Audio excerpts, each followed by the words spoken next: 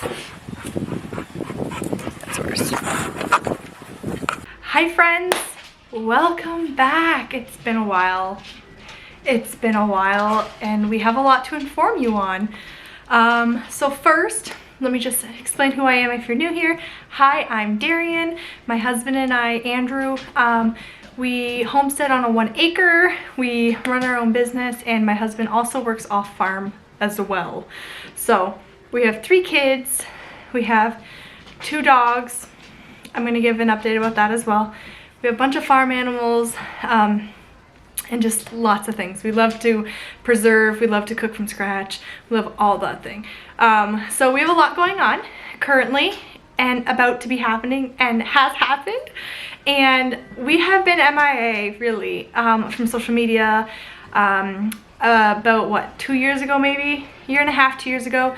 Our YouTube channel got cut. And so we want to restart it again because it was something we kind of enjoyed. So we're going to revive it. That's what we're going to do. We're going to revive it, okay?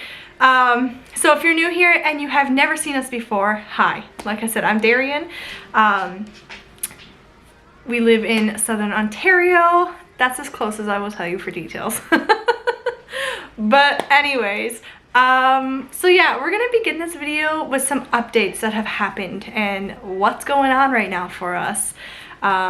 So it's basically an update video, and then we have some really fun things planned to show you in the next coming weeks, and I cannot wait for it, actually, to be honest. Okay, so 2024 was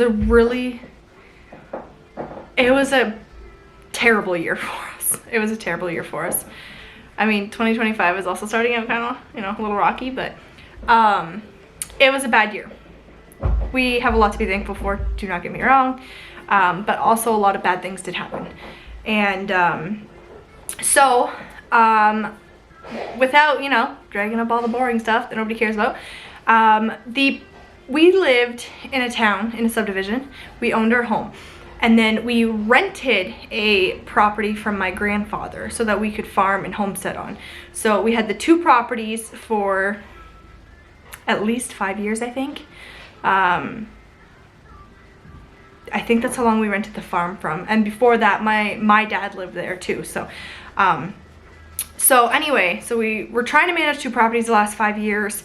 And, you know, we were thinking that we knew that that wasn't going to be forever. We can't do that. We can't divide our time between 2 properties. It's not practical.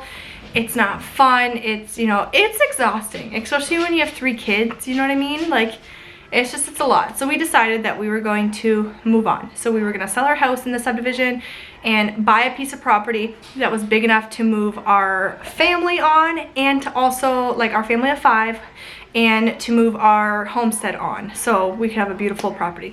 So we found it. We're so happy and grateful. It was November, the end of November, we moved into our new homestead, and it's just over 1 acre, which I know does not sound like a lot, but let me tell you, after the last 5 years, we homestead, we had our rental homestead was on 1 acre. And we were very fortunate because my grandfather owned the 40 acres beside it. So if we ever needed like extra space, we were allowed it. But we did not utilize the 1 acre the best to its ability. So like, we learned what you can really achieve on 1 acre. And so, you know, in our heads, we always thought that we wanted like 10, 20 acres. And don't get me wrong, that would be great one day too. But realistically, we learned what we could do on very minimal amount to maximize the space. And so that's what we did. We found our 1 acre forever home. This is our forever home is what we call it, because it's just, if I could go back and record the things that went into place for this property, it was meant to be. And we both feel like it's meant to be our forever home. And even our children all feel like it was home. So super excited. We're going to be sharing with you the property for how we're going to lay it out. We got so many plans for it because we did move in the winter time, which I do not recommend moving your family of 5 in the winter. Not fun. But anyway, back in November, we purchased our new homestead and we moved our house, you know, our family of 5 and our dogs into the new house. our homestead. We weren't in a rush to because we can't dig posts, like we can't dig our fencing in for our animals. Ooh, my dogs are hitting my tripod. Go lay down. So anyway, so you know, there's not a whole lot that we could move over for that aspect, right? In the wintertime, unfortunately. So my grandfather had said we have more than enough time to wait. He wasn't in a rush for us to leave that property. So our business is also run from that property. So that was great. And then in December, things changed. So my grandfather actually needed to sell the property. And that kind of rushed things for us. So we have until the middle of March to remove our stuff from the property. My grandfather did sell it, and the new owner has allowed us to, the only thing we have left on the property is our goats and our business, which our business is locked up into a building. But the new owner has allowed us to take our time to move things over until the middle of March. So that is very helpful, very grateful. And if you're thinking, did we get a contract? Because I know when I mentioned it over on Instagram, I had a couple people message about it, and yes, we have a contract written down for this, just to be on the safe side. I don't think I'll have a problem, but you never know, right? So we have until mid-March to move our goats and our business back over here. So that means we are all hands on deck. My brother-in-law and his spouse have been helping us. My in-laws have been helping. We've had so much family helping us trying to get our business set up so we can move it over. We did move over our turkeys and our chickens, so they are here because we had a portable pen for them that we use sometimes. So we just have them set up in that, which is fine for the winter anyway because there's no grass for the chickens to play in. So we do have our turkeys and our chickens are back home, so we just have the goats left for animals. And then with that being said, we did downsize. So we had a lot of animals, a lot. But we decided going forward, we made a plan, we made a list of what was beneficial to us, what was worth our time, essentially. I mean, I feel like that's what it boils down to when you homestead, is figuring out what works best for your family and your dynamics. And so we had 3, 4, 5, we had 6 pigs. They were a Juliana crossbreed pig. We had 6 of them, and they were pets. I know if you're looking and you're like, why would you have so many pet pigs? I love pigs. I just love them. So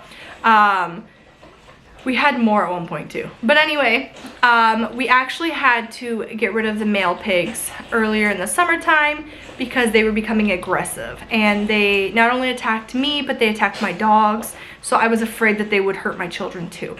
So we had to get rid of them, unfortunately, back in the summertime. And then we actually recently just parted with our 2 female pigs that we had left. They were pet. My husband always called them my therapy pigs. I loved them so much, but greater picture of what we're trying to do right now, and unfortunately this is not the time for them. So we had somebody come and pick them up, and we downsized our goats as well. So we have 3 female goats, and they are dairy breeds.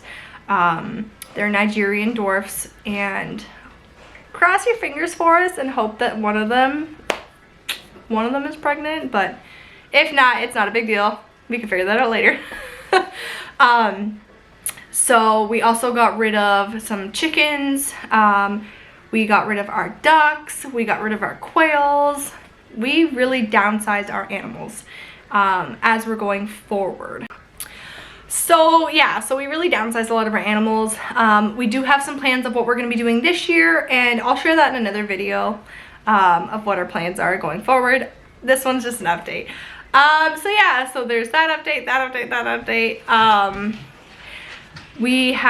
I had a little bit of some health issues. I have some, I can't even pronounce the name of the joint. I have one joint that's been giving me issues for 12 years, but it got to the point where it actually immobilized me. Like, I couldn't go up my stairs. It was so bad. So I've been dealing with that. And then a couple weeks ago, I think it was like a week and a half ago now, we lost our oldest dog, and that hit really hard for our family. because he was almost 13. My husband and I got him when he was just 8 weeks old, and he was with us when we lived in our rental home, when we had our first child, when we moved into when we bought our first house, when we had our next 2 children, when we brought home more dogs. He was with us through everything. And so he was a senior dog that had a lot of health issues, and so we knew it was going to happen, obviously, but nothing prepares you for the loss of your dog. I know that might sound silly if you don't have dogs, but if you have a dog, you understand. So unfortunately, that just happened a couple weeks ago, and that hit our house very, very hard. So that was not something that was, you know, wanting to deal with in the midst of everything else, trying to, you know, organize our lives back on track. But, you know, unfortunately, that's the part of life. You know, when dogs get older, it happens. So, yeah, moving out to the new property, our kids had to switch schools. They are now bussers, which they've never been, so they've been enjoying that. It's been a nice, you know, different scene for them. So another nice thing about the new property is now we are out of the subdivision. We're in the middle of nowhere, and that has been great. It's been great for numerous reasons. It's been great for our children to be able to play outside and, you know, have a nice big yard to play on all the time. It's been great for our dogs. It's been great for us. It's nice, peace, quiet.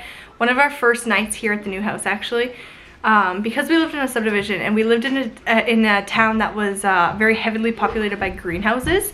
So the sky at nighttime is always like pink and purple. And one of the first nights here, we were outside and my kids could see all the stars. And you know, that's just so awesome, right? Like, that's something they weren't used to in the subdivision, but they're loving now. So another fun, interesting benefit of being out in the middle of nowhere is we're not close to takeout. So don't get me wrong. Let me preface this. If you followed us before, you follow us on social media, we cook a lot from scratch, like a lot from scratch. We believe in whole food cooking and stuff. But we also are very busy people between going through 2 properties all the time. All 3 of our kids were in sports. You know, we both worked full time. It's just, we had a lot. So we would get takeout, you know, a couple times a week, and that's not good for you. And like, we were starting to feel really sick of it, and it was hurting like our guts and our systems. And now that we're out here, we have it like once a month. And it's not even takeout, really. It's like a sit-down restaurant. It's nice. It's nice not having the convenience of that. And you're probably thinking, you could have just not done it. You could have. I could have. But I have no self-control with that. And I know that. So it's been great. It's been great. Everything has been great about it. There's a whole bunch of updates that I did not update you on because it's not YouTube worthy in one sense. It's just a bunch of, you know, stuff that nobody cares about. But it's basically been a very long couple months, and we are super excited to be settling in and with what this year has to offer and this new property has to offer. And I cannot wait to see my visions come to life this year, because my husband and I have, we planned up so many great things to do here, and to see that come to life will be just amazing, and I cannot wait. So, anyway, I think that's kind of just the main update that I wanted to give you all, but we're back. We're back. Cannot wait to get back with this camera. Going to be showing you some outside stuff, all the fun homesteading stuff that we used to share, all the fun cooking stuff that we used to share. I have this. Can you tell my kids just got home from school? We have this big, beautiful tripod that my husband actually bought me years ago when I was a food blogger, and it's great for this. But my brother-in-law and sister-in-law actually got me a really nice small one that will work in my kitchen really nice for when I'm doing food videos. So actually I'm really excited about that, because it'll make quite the difference in this massive tripod that's like huge. But Anyway, that's all she wrote, folks. Just thought that I would give an update before we start posting regular content again. And yeah, I'm so glad. So if you are wanting to stay tuned as to what we're doing on our new homestead and, you know, all that fun stuff, or if you're just nosy, you're allowed to be. My dog's hitting the tripod. You're allowed to be nosy on YouTube. That's what it's here for, right? Go ahead and hit that subscribe button, friends. And until next time, bye.